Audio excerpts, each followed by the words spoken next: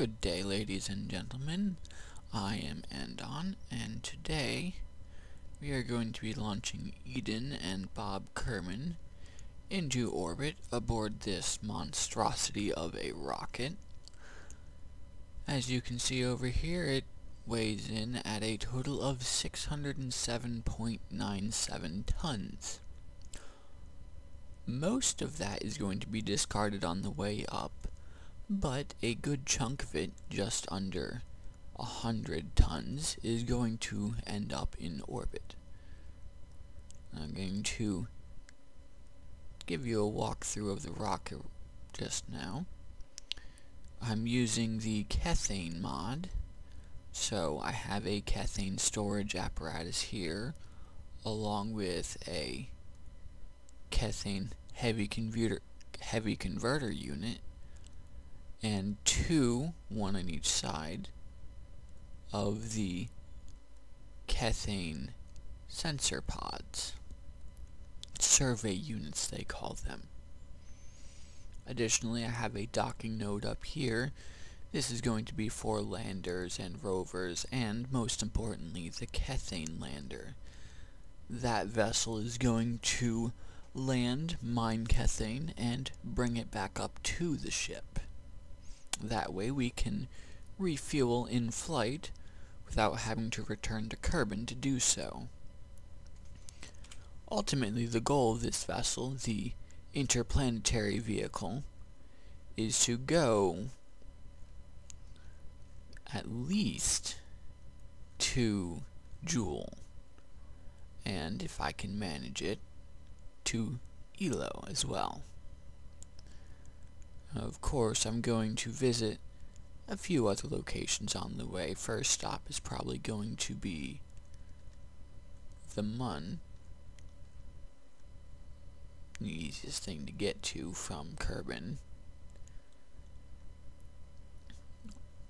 But before that, we have to get the vehicle in orbit. Those of you familiar with the game will likely notice that there are a small amount of the SAS modules. That is because the ship has some turning issues when it first starts off its flight. Rocket faceplants are not the desired outcome for this mission, so I had to do what I had to do in order to get this ship in orbit. As you can also see, I do have a number of large solar panels. There are 10 of them. They are to provide the primary power. However, since the vessel is going to be far from the sun, I have added these backup generators, a total of 48 of them. They do not provide the power that the solar panels do, but they do not care how far we are from the sun.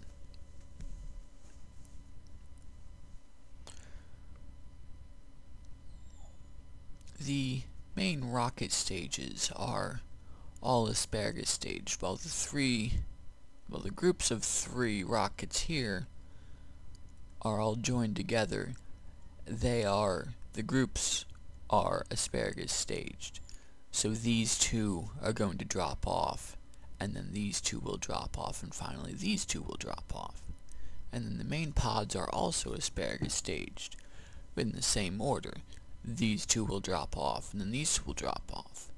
These 2 pods, however, will not drop off. They are going to remain with the ship for the duration of its mission. This provides a significant increase in fuel capacity and also in thrust.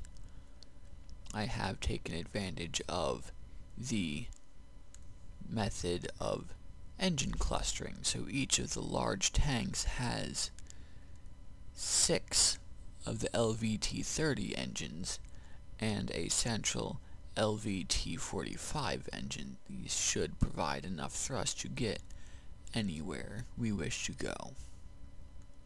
I think that's enough explaining for now, so we should launch the ship. Let's just put our ascent autopilot on, make sure we're at 100 kilometers, engage it, and start the mission.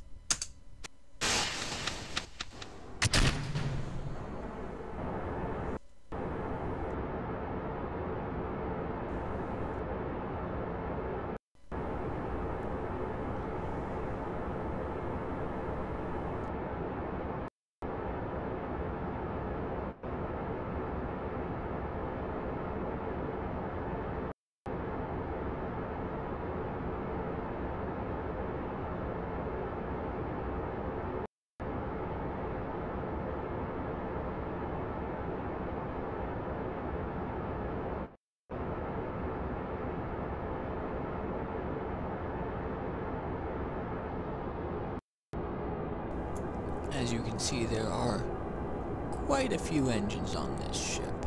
There are 67 total, not counting the separation solid rocket motors. 60 of those engines are the LVT-30s, the heavy-duty ones. 7 of them, one in the central hull and one in each of the orange tanks, are the LVT-45s. Those provide us with the steering that we need to travel.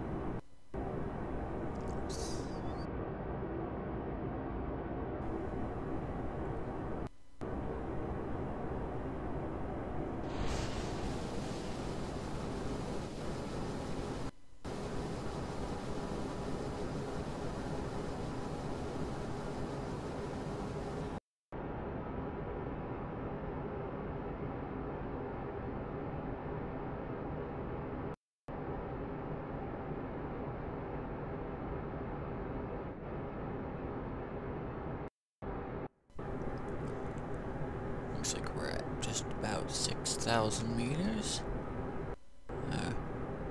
Oasis is just under 9,000. It's gonna be a bit before we get up there. We've lost 2 of our stages so far, and about to lose a 3rd.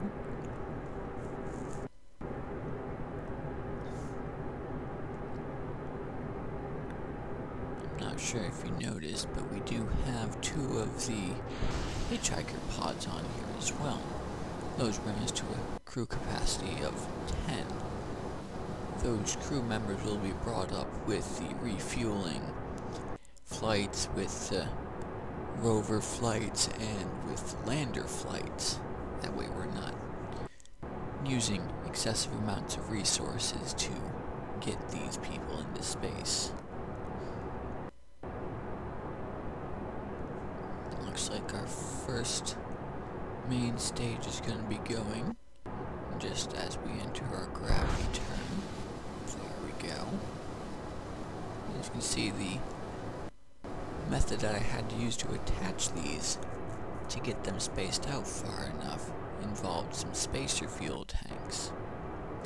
I left those on the vessel just so that it gives a little bit more fuel. Not a lot, but when you're going as far as this ship is, every drop is going to count.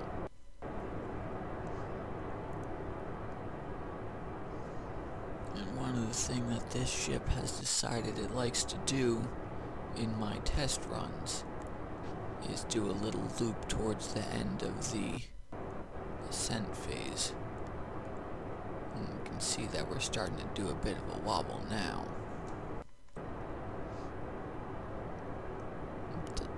The ship will still make it into orbit, but as you can see, we're already starting to go on a bit of an angle.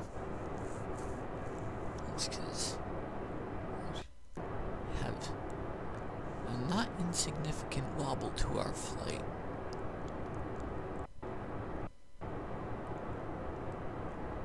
Thankfully, the Separatron engines allow us to clear the vessel even with a heavy wobble.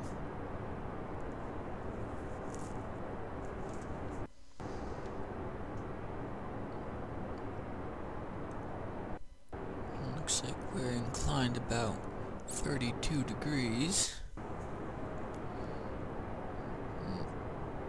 Going down now, but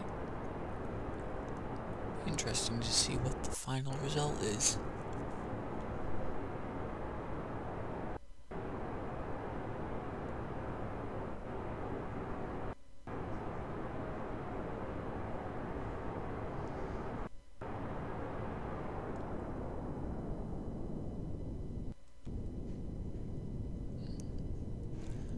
See, one of my previous test flights made it into orbit at a somewhat significant angle. Right now we're only at 14.1. Shouldn't be too difficult to adjust once we've refueled.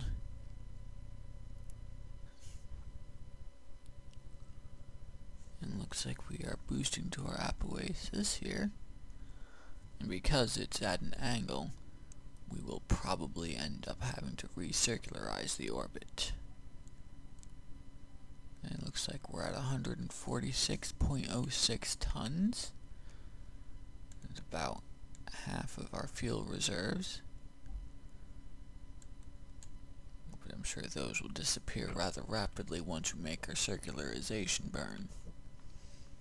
Moving this much mass does not take a small amount of force.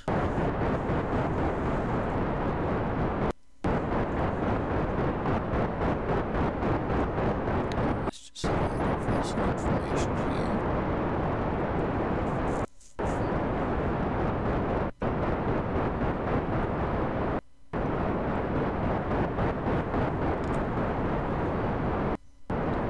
Looks like our current periapsis is at -325.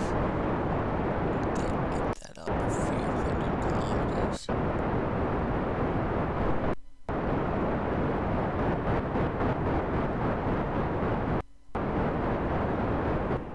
Looks like it's just about ready to break the surface. And there we go. Just raise it up a little bit more.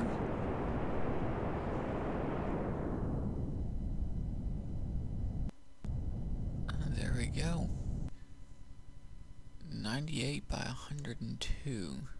Let's just take a little time to circularize that. And we got a nice amount of fuel remaining. Not a lot, but well, as I said, we'll fix that when we do our refueling flight. Since we're in orbit, we should deploy our solar panels. Might as well turn on our cathane sensors as well, just to make sure they're working properly. Can show our map. I haven't found anything yet, but well, I guess that happens eventually.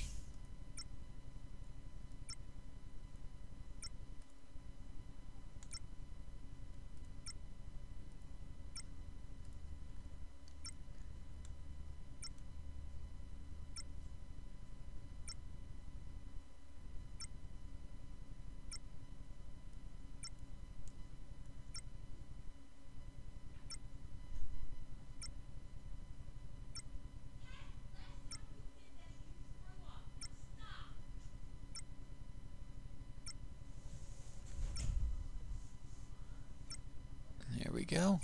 Our orbit is circular.